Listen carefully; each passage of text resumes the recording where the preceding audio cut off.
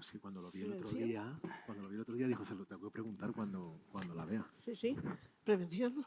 Estamos en la misma dirección. Bueno, ahora está trabajando más para... Bueno, ya está. Ok, pues si queréis empezamos. Nada, muchas gracias a todos por estar aquí y los que nos estén viniendo en streaming y que les interesa este apasionante mundo de la ciberseguridad. Creo que tenemos una gran suerte con los compañeros que me ha tocado. Yo simplemente intentaré hacer las preguntas lo mejor posible y ya está, y aprender de ellos en este rato, que seguro que lo vamos a hacer, tanto con Consuelo, con Pedro, con Antonio. Así que, bueno, vamos a tratar un poquito el tema de la ciberseguridad industrial, que es, en algunos casos, el gran desconocido, ¿verdad? Es el que parece que está por defecto y luego cuando empiezas a entrar te das cuenta de que también hay bastante por hacer. Pero bueno, tenemos gente en España y tenemos compañías como las vuestras que están muy focalizadas en ello, ¿no? Por romper el hielo y el que quiera contestar, o un poquito si queréis todos, pero bueno, sabemos que todos los dispositivos ahora interconectados, ¿no? Toda esta fabricación inteligente, esta industria 4.0 que estamos hablando, y bueno, pues lógicamente todo lo interconectado tiene ese objetivo o potencial objetivo de un ciberataque, ¿no? Tenemos muchísimos avances en ciberseguridad y además es un sector súper fragmentado, ¿no? ¿Por qué creéis que siguen existiendo tantas brechas de seguridad en ciberseguridad en la parte de industrial, de dispositivos interconectados? Pedro. Pues empiezo yo, por ejemplo. Creo que la piedra angular en este tema es especialmente lo caros que son los dispositivos industriales y lo viejos que son. Comentaba un compañero de la ponencia anterior, entre el público además, que por qué las empresas no invertían más en tratar de renovar todos los sistemas industriales, bueno, o sistemas que traten datos en general. Y creo que está ahí un poco la clave de por qué a día de hoy seguimos teniendo tantos problemas de seguridad. Es muy común ir a una fábrica, sobre todo aquellas que son un poquito más pequeñas, más tipo pyme, que tienen un presupuesto más reducido, en las cuales es complicado, por no decir imposible, hacer una inversión para renovar todo el equipamiento tecnológico que haya por detrás. Esto implica que vayamos a una fábrica y veamos con facilidad un Windows XP, un Windows 98, que todos sabemos que a día de hoy están llenos de vulnerabilidades. Entonces yo creo que uno de los principales problemas es ese, que son tecnologías súper específicas, que son tecnologías que no cuentan quizá con un ciclo de vida, con un soporte con el que deberían contar o como cuentan a día de hoy otras tecnologías IT. Y creo que está ahí un poco la clave de por qué a día de hoy sigue habiendo tantas brechas y también por qué los entornos industriales están tomando tanta relevancia en el ámbito de la ciberseguridad. Okay, muchas gracias. Consuelo, ¿qué opinas? Bueno, yo añadiría a todo eso que también está el concepto personas. Es decir, sí tenemos todas las tecnologías, tenemos la mala noticia de que las tecnologías no solamente son para los ciberbuenos, sino también son para los cibercriminales, y normalmente los cibercriminales van muchísimo más deprisa que los ciberbuenos, ¿vale? Tenemos el problema, por supuesto, del presupuesto, es decir, que tenemos que tener un roadmap para ver a cuándo podemos tener el 100% de la seguridad, que tampoco existe, y luego tenemos el problema de las personas, de que probablemente un 60 o un 70% de las brechas se producen por una mala praxis de las personas. Antonio. Por complementar un poco, yo creo que hay un tema también importante y es que hay mucho avance tecnológico en toda esta parte de conectividad, de dispositivos, de tecnología operativa. Incluso va, yo creo, un poco más deprisa que la propia tecnología de seguridad. Al final, aquí pasa lo que en muchos otros entornos de trabajo, que la seguridad no está desde el diseño. Empezamos a pensar en seguridad demasiado tarde, cuando ya los dispositivos están diseñados, están pensados, están funcionando, están operativos, entonces va seguridad detrás para intentar securizarlos. Y yo creo que aquí específicamente pasa por ese desarrollo tan avanzado que tiene la industria en esa parte. Claro. Bueno, la verdad es que me enorgullece que justamente digáis estos detalles, ¿no? Porque desde la compañía en la que estoy, que es Tetris, que es la única de ciberseguridad europea que existe, totalmente europea, desarrollada totalmente europea, algunos de los highlights son justamente la superautomatización para depender de personas lo menos posible. Ese es el primer punto. Caminar desde el inicio del desarrollo en los dispositivos para que la seguridad sea intrínseca en ese desarrollo. Y el otro punto importante que tú también comentabas, Pedro, es que efectivamente son capaces Tetris está llegando a dispositivos muy antiguos. Estamos securizando Windows XP o Windows 2003 en servers, que son dispositivos fuera en OnLive, que ya no tienen soporte, pero que todavía albergan muchas aplicaciones y que no hay nadie capaz de quitar esas aplicaciones de todas las empresas, ¿no? Seguro que si hacemos una encuesta pública, pues nadie dirá que tiene un Windows XP, y si la hacemos privada, pues probablemente salgan más de los que pensamos, ¿verdad?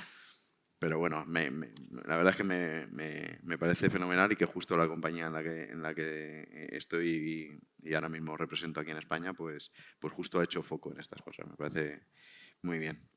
Pedro, ¿qué crees? Está claro que infraestructuras críticas, pues si le llamamos críticas, tienen que estar bastante más securizadas o por lo menos protegidas ante cualquier fallo.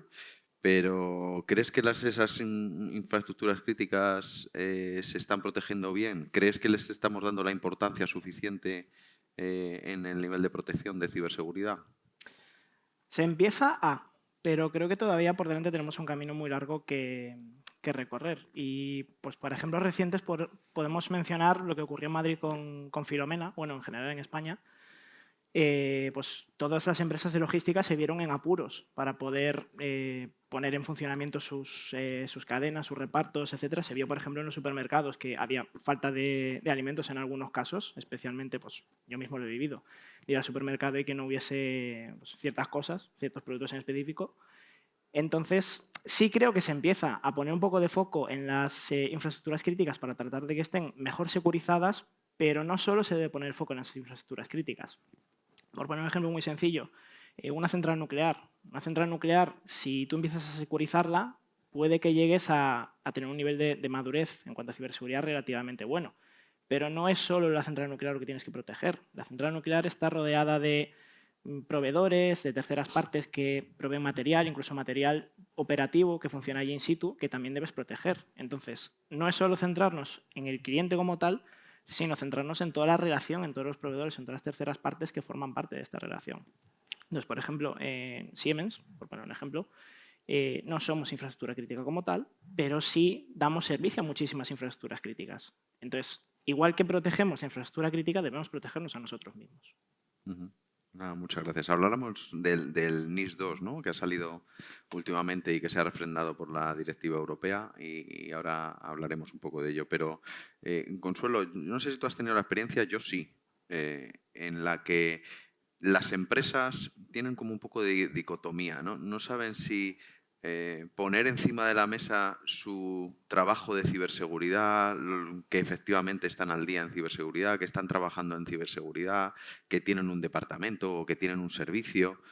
Y hay otras que prefieren ni nombrar ciberseguridad, no vaya a ser, yo creo que es por miedo, no vaya a ser que diga que yo tengo ciberseguridad y justo vayan a por mí. ¿Te has encontrado este planteamiento? ¿Tú crees que Yo creo que realmente el hablar de que tenemos ciberseguridad, de que seguimos protocolos de ciberseguridad, de que estamos con una certificación 27001 o que incluso estamos siguiendo otras normativas como la americana, el marco de seguridad NIST para instalaciones nucleares y demás, instalaciones críticas, es importante porque eso genera confianza en el mercado. Es decir, ahora mismo hablaba el compañero sobre instalaciones críticas y cómo iba evolucionando. Es decir, realmente la evolución se nota en que cada vez más nos preguntan a los proveedores, pero es que los mismos proveedores tenemos que preguntar a su vez a la cadena de proveedores.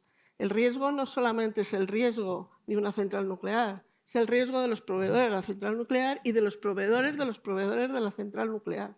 Y, por supuesto, explicar e incluso si tienes una brecha o tienes un incidente, el actuar rápido, el contener ese incidente y el avisar rápidamente a todos los clientes que en principio ya han podido verse comprometidos por ese incidente. Es fundamental para ganar confianza y para no, por supuesto, estar en el mercado, y es un punto y por sí que si no tienes ciberseguridad no eres nadie realmente.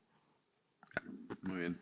Sí, estoy totalmente de acuerdo, pero sí he percibido en las compañías que intentan que cuanto menos se sepa de de que tienen un departamento de ciberseguridad. No hace falta poner en la página web cuáles son las tecnologías que utilizas y mucho menos cuáles son las reglas que están trabajando dentro de tu infraestructura, ¿no? Pero parece que tienen miedo a decir que tienen efectivamente un departamento de seguridad o que hay ciertas personas trabajando ahí o que tienen cierto nivel de ciberseguridad. Y yo creo que el miedo es no vaya a decir que levante la mano y me den, ¿no? Pero yo creo que eso en algunas cosas, como tú bien dices, creo que juega en contra. Es decir, si tú eres capaz de mostrar esas certificaciones y trabajar y efectivamente demostrar que estás haciendo gran trabajo en ciberseguridad, pues creo que eso da también valor a la empresa, ¿no? Pero es así. En la parte de digitalización, que estamos ya, yo creo que la palabra transformación digital, yo creo que ya la hemos usado suficiente y ya toca eliminarla del diccionario. Pero en la industria, efectivamente, esa transformación sabemos que siempre es más lenta, justo por eso, ¿no? Son equipos como más antiguos, como también más caros y esa digitalización siempre cuesta un poquito más. ¿Tú crees que en lo que se refiere a ciberseguridad dentro de la industria, Antonio, estamos a nivel? ¿Se está invirtiendo en ciberseguridad en industria? ¿Es todavía el debe? A ver, yo creo que hay mucha inversión y se están haciendo muchas cosas, pero no sé, me da la impresión de que siempre vamos un poquito por detrás, ¿no? Siempre falta algo.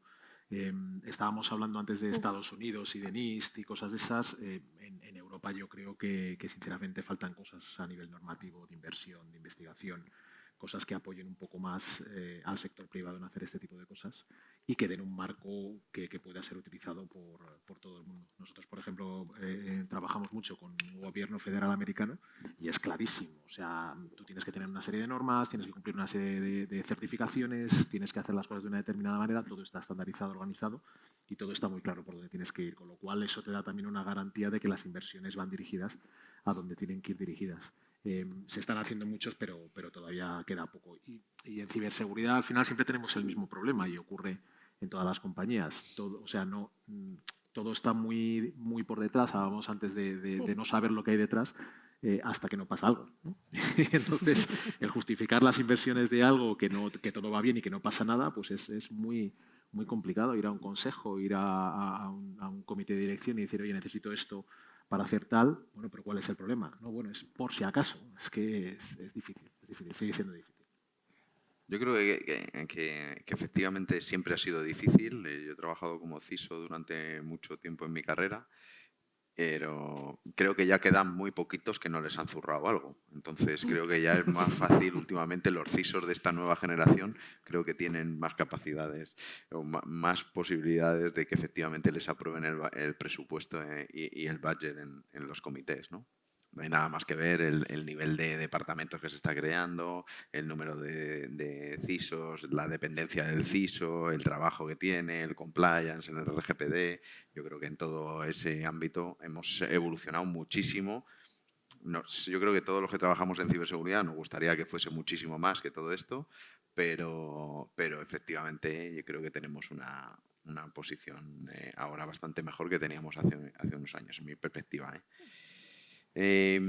Hablando también de esta normativa europea, que ahora es NIS2, ¿no? Que marcaba cuáles son los principios y la gestión de seguridad a nivel europeo y que ponía un poquito las reglas a nivel europeo, que ahora han hecho una evolución de la misma para intentar pues, acomodarse al mercado. Han visto que había muchas diferencias entre países, por un lado, y entre sectores, ¿no? Una de las cosas que plantea la nueva directiva es que los sectores antes estaban muy centrados en infraestructuras críticas y ahora también les llaman sectores esenciales o sectores importantes para la ciberseguridad, ¿no? En esos sectores importantes de la ciberseguridad pues meten servicios como el servicio de correos, por ejemplo, que no estaba anteriormente, o el de proveedores de servicios digitales. Es decir, estos son servicios que ahora la nueva normativa europea ya incorpora. Yo creo que hay que también, siempre nosotros nos fustigamos un poquito a nivel España nacional, como que siempre vamos por detrás. En esto hay que decir, y también está bien decirlo, vamos por delante. O sea, la normativa de desarrollo del NIS inicial de hace unos años, que se hizo a nivel nacional, amplió esos sectores justo en los que ahora el NIS Europeo 2 los está ampliando. Entonces ahí hemos ido por delante y probablemente hayamos sido punta de lanza para que esos sectores que dentro de la normativa española sí que se habían incluido, ahora a nivel europeo se incluyen, ¿no? ¿Tú crees que es positivo, Pedro, que estos otros sectores dentro de la normativa y de servicios ya uno los consideran críticos, esenciales y ahora ya los llaman importantes, pero por lo menos existen? ¿Tú crees que es importante que esté en la normativa o crees que la ampliación de sectores al final diluye el foco y nos perjudica? Sí, yo creo que es súper importante porque al final, como comentábamos antes, ¿no? Para la protección de las infraestructuras críticas no es solo proteger la infraestructura crítica, es proteger todo lo que rodea a la infraestructura crítica.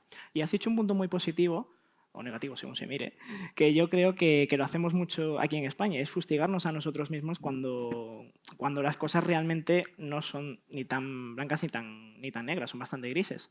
En el caso, por ejemplo, de la NIS, tú lo has dicho, hemos sido punta de lanza en muchas de las referencias que se han puesto en la nueva normativa y ha pasado anteriormente con otras normativas como con GDPR, donde la LPD era una de las pioneras en Europa en ciertas cosas, especialmente en temas de clasificación de datos y de sanciones. Entonces creo que deberíamos mirarnos un poco más a nosotros mismos de que las cosas en España se están haciendo relativamente bien en el ámbito de la ciberseguridad, no solo en temas normativos, sino también en temas de industria. Creo que tenemos una industria muy potente en nuestro país en este ámbito y creo que deberíamos aprovecharla lo máximo posible. Muy bien, nada, muchas gracias. Sí, que estoy totalmente de acuerdo, ¿no? Por otro lado, esta normativa al final es una normativa europea, Parlamento Europeo. Bueno, tenemos un conflicto en la bordera, en el borde de Europa, ¿no? Bastante importante, y esto no deja de al final reivindicar una parte que la globalización hemos visto pues los problemas que puede llegar a ocurrir, ¿no? No solo de abastecimiento con países como China o porque en el canal de Suez ha habido un barco que se ha quedado atascado, hasta todos estos problemas, ¿no? de conflicto bélico que están sucediendo y que al final hacen que la dependencia y esa globalización de todos los de países lejanos donde ni la cultura ni probablemente tus principios sean los mismos, ni mucho menos los principios de derecho, pues te pueden repercutir en este estado de derecho que nosotros vivimos, ¿no? ¿Creéis que esta política europea en la que vuelve de nuevo a concentrar el modo europeo, somos empresas europeas nosotros todos, y creo que al final es un valor, es decir, bueno, estoy proveyendo de servicios, de tecnología o de capacidades dentro de la propia Unión Europea y se está volviendo a regionalizar, vamos a decir un poco. ¿Creéis que este approach, Antonio, de regionalización, de soluciones de ciberseguridad, de empresas, de trabajo europeo es positivo o esto es víctima del momento, del barco de Suez, de China y de Rusia en este caso? Hombre, yo creo que se llevan ya haciendo cosas desde hace tiempo. Siempre suele haber un disparador, ¿no? Algo que hace que aceleres un poquito más las cosas, pues como nos pasó con la pandemia, ¿no? Todo el mundo ya pensaba en determinadas cosas y ahí ya lo tienes que hacer sí o sí.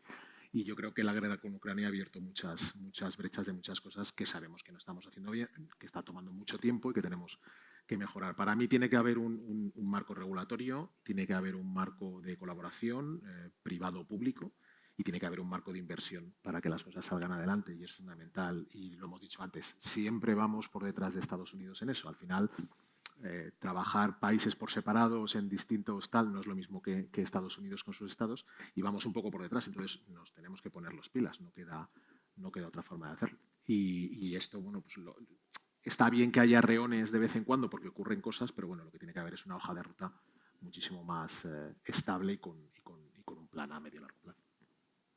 Muy bien, muchas gracias. Ya que estamos metidos en harina, Consuelo, el conflicto está ahí, no podemos evitarlo. Todos estamos oyendo. Creo que hay poquita información sobre la actividad ciber que puede estar ocurriendo en Ucrania, Rusia, Finlandia, Polonia. ¿Cómo se miden esos riesgos? ¿Cómo somos capaces de medir esos riesgos para protegernos convenientemente? ¿Tú crees que hay alguna clave? Nosotros utilizamos realmente un análisis de riesgos continuo. Es decir, hacemos una vigilancia de las amenazas basándonos en las organizaciones americanas que van más adelante efectivamente con este tema. Es decir, estamos viendo constantemente qué tipo de ataques se están produciendo, que afectan a los dos grandes sectores donde nosotros trabajamos, que es energía y aeronáutico. E intentamos, dentro de nuestras posibilidades, estar un poco por delante. Realmente, cuando se produjo la guerra, rápidamente nos pusimos a saber, ya nos dimos cuenta en ese momento que nuestro nivel de riesgo había cambiado. Que si antes hablábamos de que es probable que Rusia nos mire, pasábamos a es seguro que Rusia nos va a mirar, antes o después. Y eso lo que hizo fue tener que adelantar, hacer un plan de choque de ciberseguridad y si había cosas que íbamos a hacer en el 2023, pues hacerlas este año. Y tuvimos la suerte de que nuestra dirección está muy concienciada con la ciberseguridad y impulsó un incremento de presupuestario para poder cubrir estos temas.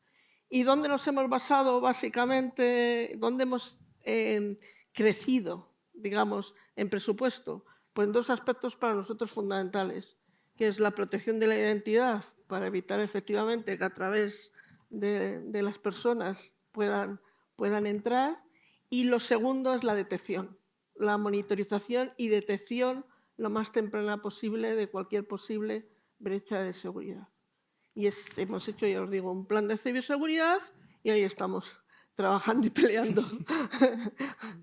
Muy bien, nada, muchas gracias. Sí, estoy totalmente de acuerdo. La verdad es que es un escenario complejo y nada sencillo, ¿no? Pues nada, me gustaría simplemente acabar intentando sacar vuestros pensamientos fuera y ponerlos encima de la mesa para todos, referentes a qué esperáis de lo que queda del 2022 en ciberamenazas, en gestión de vulnerabilidades, qué creéis que va a ser más importante o qué creéis que hay que poner mayor atención, que pueda ocurrir o que hay que estar prevenido, ¿no? O las empresas deberían estar más al tanto, sobre todo en este entorno industrial, que es el que fundamentalmente trabajáis. ¿Cuál es el consejo a las empresas, Pedro, para el Q2, Q3, ¿no? Q3, Q4, Pues, perdón. Q3, Q4. es una pregunta complicada y creo que la respuesta correcta, entre comillas, dependería un poco de la empresa en sí, ¿no? A mí cosas que me preocupan personalmente en el ámbito de la ciberseguridad industrial hay dos. Una es referente al malware en general, no solo a las vulnerabilidades, sino también al hecho de que un malware pueda penetrar en tu infraestructura. Destaco el ransomware porque no es que solo sea el más vistoso, sino creo que es uno de los más peligrosos a día de hoy. Y ya se han visto casos de ataques ransomware a PLCs e incluso hay que empezar a tener en cuenta también que puede llegar a afectar a vidas humanas en caso de que algún proceso de seguridad pueda fallar. Y me preocupa también el cloud, porque cada vez más se está viendo como las fábricas, como los entornos industriales, en este avance tecnológico, en esta industria 4.0 que siempre se dice, están buscando tecnologías que sean mucho más ágiles y una de ellas es el cloud. Y estamos viendo muchas migraciones de infraestructuras, de clientes de procesos a entornos cloud. Y es algo preocupante de que no solo se debe tener en cuenta el cloud como un entorno, entre comillas, seguro, porque no lo es, sino que se debe tener en cuenta que la migración que se haga hacia el cloud debe hacerse siguiendo los procedimientos adecuados, teniendo en cuenta dónde van a estar tus datos, la relación con los proveedores, etc. Entonces, para mí son un poco las dos cosas más preocupantes a día de hoy. Muy bien. Antonio. Yo creo que estos últimos años han traído muchísimos cambios, muchísimas cosas. Ya llevábamos cambios desde hace años, pero se han acelerado aún más. Y para mí es fundamental, afecta a industria y afecta a todos los demás sectores, que los modelos de trabajo han cambiado y no trabajamos como trabajábamos hace 4, 5 o 10 años, ¿no? Estábamos todos acostumbrados a levantarnos por la mañana, ir a la oficina, conectarte en tu puesto de trabajo, a la salida, a la conexión a Internet de tu oficina, con tus sistemas on-prem y todo siempre a lo mismo, ¿no? Y ahora de repente nos hemos acostumbrado a, bueno, pues ahora yo trabajo desde mi portátil de la oficina o desde cualquier dispositivo, desde casa, desde cualquier otro lado, me conecto a aplicaciones en la nube, ya no me conecto a aplicaciones on-prem. Entonces, todo ese modelo ha cambiado tanto que la seguridad tiene que ir asociada a ese cambio de modelo y tiene que cambiar en muchísimas cosas. Y la manera de afrontar todo esto es, oiga, señores, somos distintos, trabajamos de manera distinta, la seguridad se tiene que enfocar de manera distinta y vamos a hacer las inversiones necesarias para que todo esto quede cubierto. Ok. Yo estoy totalmente de acuerdo. Cuando surgió todo el concepto de teletrabajo con la pandemia, pues nosotros estábamos medianamente preparados para eso, pero realmente fue un boom de protección. Y es un boom de protección que tuvimos que tener y es un boom de preocupaciones cara a los riesgos que realmente eso nos genera. Porque si ahora dijéramos proteger el perímetro, yo preguntaría, ¿qué perímetro? ¿Dónde está el perímetro ahora mismo? ¿Vale? En la casa de una persona donde hay 40.000 dispositivos IoT que están lanzando mensajes a Amazon para que les traigan el papel higiénico, o realmente está en el propio perímetro de red, o está en un perímetro de red en el cual tienes el 50%, 60% de las cargas distribuidos en un multicloud.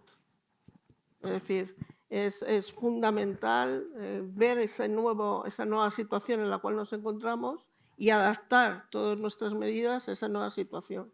Y hablando del cloud, para mí, efectivamente, empezar a hablar de Zero Trust y de SASE, la arquitectura SASE, es lo que vamos a tener que empezar a hacer sí o sí. Sí, fijaros que desde Tetris, por ejemplo, nosotros nos enfocamos en el dispositivo, ¿no? En el endpoint, por lo tanto, no es tanto la arquitectura, no es tanto el parámetro, es que en tu teléfono móvil o en tu dispositivo puedes tener tanta información y acceder al tanto, por lo tanto, esa protección y la protección a nivel XDR, EDR es fundamental en tu propio dispositivo. Eso es una de las cosas que claramente nos enfocamos, con lo que va totalmente alineado con lo que estáis diciendo. Y otra cosa muy importante y que es curioso que yo me he encontrado en la compañía y que está funcionando muy bien, y hablando del ransomware, de los ataques, de cómo me entran, y que tampoco somos plenamente conscientes, ¿no? Es la utilización de Deceptive Response, ¿no? El típico honeypot, ¿no? Esta es una de nuestras joyas, por ejemplo, y bueno, pues es la manera de que ver exactamente cómo es tu vector de ataque, por dónde te van a entrar, cómo lo están haciendo, cuál es exactamente su metodología, cuál es el comportamiento que están haciendo, y todo eso aprenderlo mediante un honeypot para utilizar esa inteligencia para proteger el resto de equipos que tienes, ¿no? Eso es una de las cosas que creo que es muy importante y que es una manera de también prevenir, ¿no? No es siempre estar esperando, bueno, estoy suficientemente prevenido para cuando vengas. No, es que te estoy dejando y te estoy diciendo un sitio donde tú puedes atacar para justamente aprender cómo vas a atacar, ¿no? Esto es una metodología que ya utilizaban los cartagineses, dejaban un sitio abierto para ver cuáles eran las armas que utilizaban y cuáles eran los barcos que estaban. No lo ha inventado nadie, pero está claro que llevado al mundo ciber es muy útil, y ver exactamente cómo se producen los ataques desde la barrera sin que realmente te esté ocurriendo nada, ¿no? Y que sabes que contra eso justamente estás protegido, pues es una cosa bastante importante, ¿no? Pues por mi parte, nada más. Si alguno queréis añadir cualquier cosa, una charla súper interesante. Pedro, Antonio, Consuelo, Antonio, Pedro. Un auténtico placer compartir el escenario con vosotros y efectivamente, como he comentado al principio, aprender también de vosotros. Así que me voy con el aprendizaje de las personas, de los entornos industriales, de las capacidades de protección. Y nada, agradeceros vuestro tiempo y el trato. Muchísimas gracias. Muchas gracias. Gracias.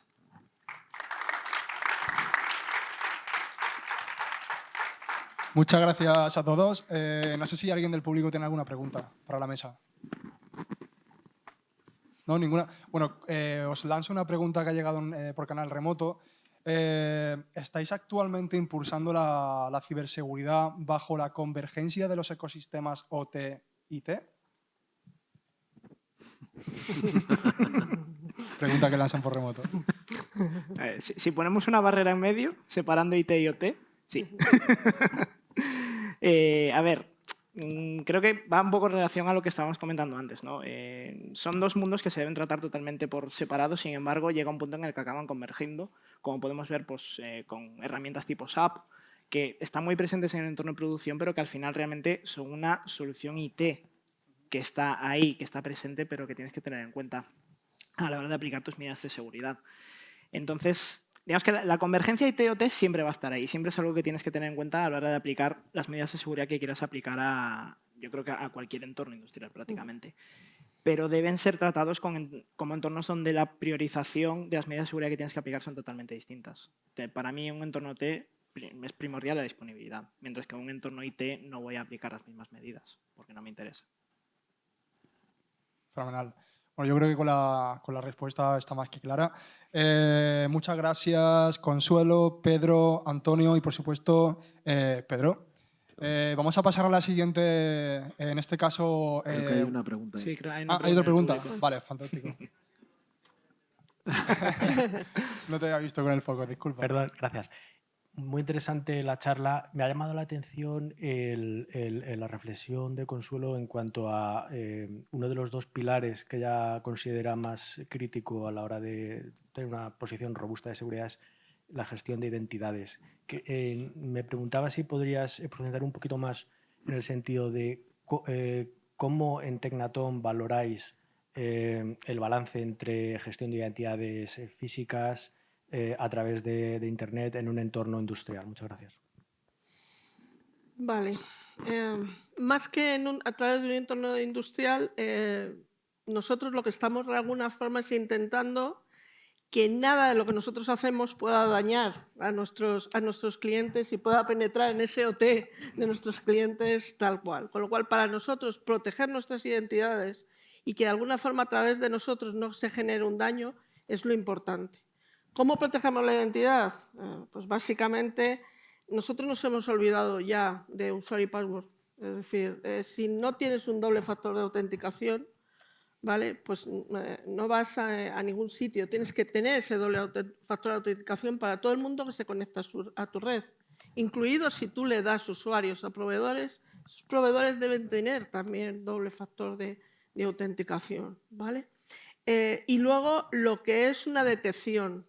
Es decir, de tener un SIEM que esté controlando de alguna forma tus identidades y que realmente esté viendo si hay algo que no funciona. Ahí están los EDRs también, están los UEAB. Es decir, hay muchos sistemas que se pueden en ese sentido implementar, ¿vale? Y luego tener una auténtica gestión de identidades desde el punto de vista de proceso. Que nadie tenga un permiso, o sea, el concepto de mínimo privilegio es muy importante. Es decir, ya no solamente es proteger el usuario, la contraseña y el acceso, sino que la gente que acceda exclusivamente a los datos que tiene que acceder y con los permisos que realmente tiene que tener. Somos muy tendentes para no tener trabajo que todo el mundo acceda a todo. Y eso es un error. Es decir, todo el mundo no debe acceder a nada de principio y luego ya vamos dando permisos a medida que lo necesitamos. Si te dijera que nosotros el 100% de lo que hacemos es así, te estaría mintiendo, pero como una bellaca, ¿vale? Es decir, la realidad es que intentamos ir hacia ese modelo, intentamos ir hacia un modelo de cero trust, donde no solamente no confiemos en identidades, ¿vale? Sino tampoco confiemos en dispositivos. Ahora mismo ya tenemos controlados qué dispositivos pueden conectarse en nuestra red y cuáles no. E intentar, de alguna forma, securizar todos aquellos dispositivos que se conectan a nuestra red. Espero haber contestado. ¿Alguien tiene alguna pregunta más? Sí, allí han levantado la mano.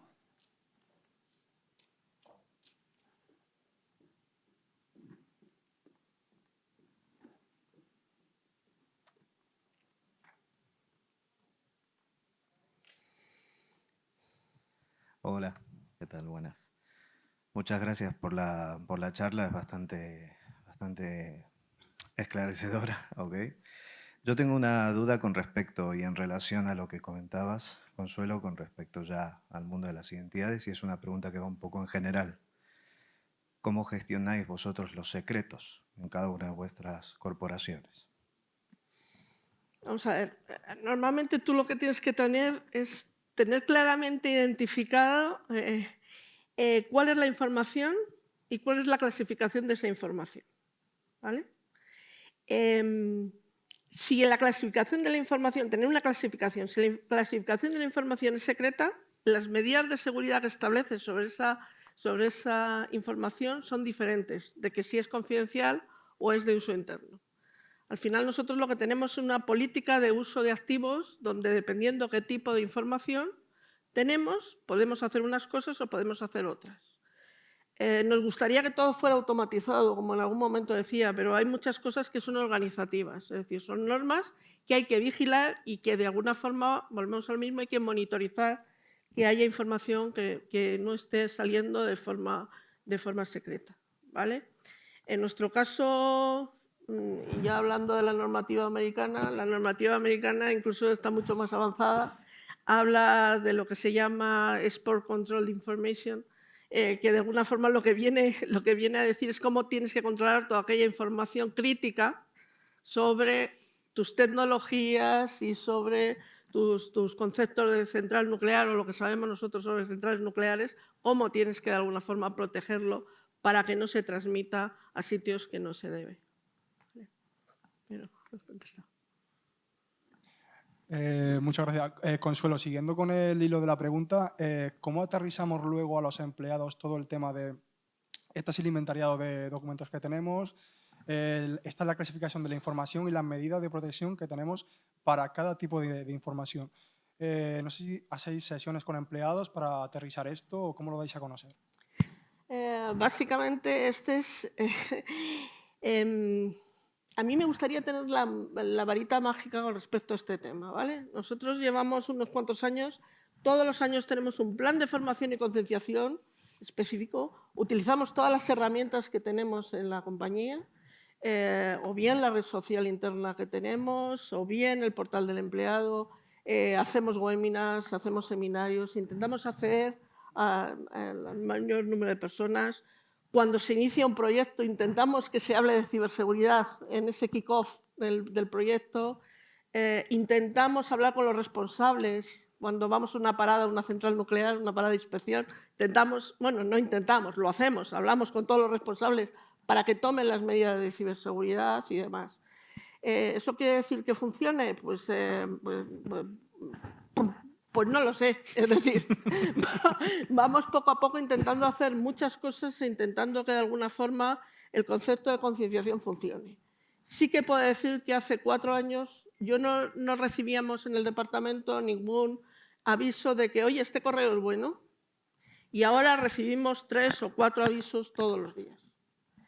Quiere decir que probablemente hay un 20-30% de la plantilla que siga en el mundo de Yupi, pero que estamos consiguiendo de alguna forma Hay que un se avance. está avanzando. Sí. ¿Vale? Muy bien, pues sí, tenemos otra pregunta del público. Sí, hola, buenos días. Gracias por estar aquí compartiendo con nosotros vuestras experiencias. Yo tengo una duda más relacionada con la relación con el equipo de TIC, ¿no? A nosotros nos pasa internamente que hemos conseguido, después también de muchos años, que los productos que saquemos internamente para consumo interno principalmente o para las partes de tecnología, incluya todas esas seguridades del diseño, ¿no? Entonces, ya estamos ahí, estamos siempre desde el diseño y ahora los arquitectos y los especialistas en TIC de diseño me están todo el rato diciendo, pero a mí me tienes que decir cuál va a ser tu estrategia de seguridad, si va a ser proteger el perímetro o proteger la identidad. Y es un debate que sale de forma recurrente, ¿no? Cuando yo paso los requisitos para el proyecto en concreto o lo que fuera. Me cuesta renunciar, ¿no? ¿Por qué tengo que elegir una? ¿Y por qué no basada en el dato? O, en general, basada en mis activos. Sobre todo cuando el perímetro empieza a diluirse, ¿no? Empezamos a ir hacia otros lados. La pregunta va para los tres. ¿Os pasa algo similar? ¿Cómo resolvéis esto para que se calmen más que nada, ¿no? Porque no se trata de... Yo no quiero tener una estrategia basada solo en la identidad o solo en el perímetro. Yo quiero tener algo combinado, ¿no? Y desde ahí no sé si os habéis encontrado con algún caso similar o... Gracias. Contesto yo esta por hablar un poco. Yo creo que nos lo vamos a encontrar siempre y esa dicotomía entre tecnología y seguridad siempre va a existir. Todo se difumina, cada vez es más complejo, no puedes, intentas no elegir un lado o el otro. Hay distintas maneras. Yo, por ejemplo, en mi caso, lo que hicimos en nuestra compañía es unificar CIO y CISO y todo está bajo el mismo equipo, de manera que la colaboración transversal es fundamental para este tipo de cosas. Empezamos a trabajar en DevSecOps, todo este tipo de historias. Y bueno, mentalizar a los equipos, tenerlos juntos trabajando constantemente, cuanto más cerca mejor, y que no sea el equipo de tecnología y el equipo de seguridad y quién dice, quién manda, quién pone y quién no pone. Yo creo que tiene que ser parte de un mismo equipo, siendo parte de un mismo equipo facilita esa comunicación y esa colaboración, por lo menos en mi experiencia. Seguro que hay otras empresas que los han separado porque al final seguridad empieza a tener un rol mucho más relevante, incluso determinadas empresas, pues a lo mejor que cotizan, tienen que reportar al consejo, lo que sea, pero para mí eso separa un poco esa unión de los dos departamentos que tiene que haber de siempre, y al final si los tienes separados, luego en IT, en tecnología, vas a tener al de seguridad de tecnología. Pero bueno, si tienes un equipo de seguridad y de compliance, ¿por qué tienes otro tío de seguridad dentro del equipo de tecnología? No tiene ningún sentido, ¿no?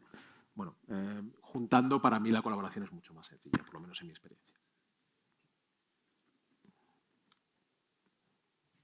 Vale, ¿alguna pregunta más para finalizar la mesa? Vale, bueno, pues damos las gracias de nuevo a todos los ponentes y al moderador. Muchas gracias. Un aplauso para ellos, por favor.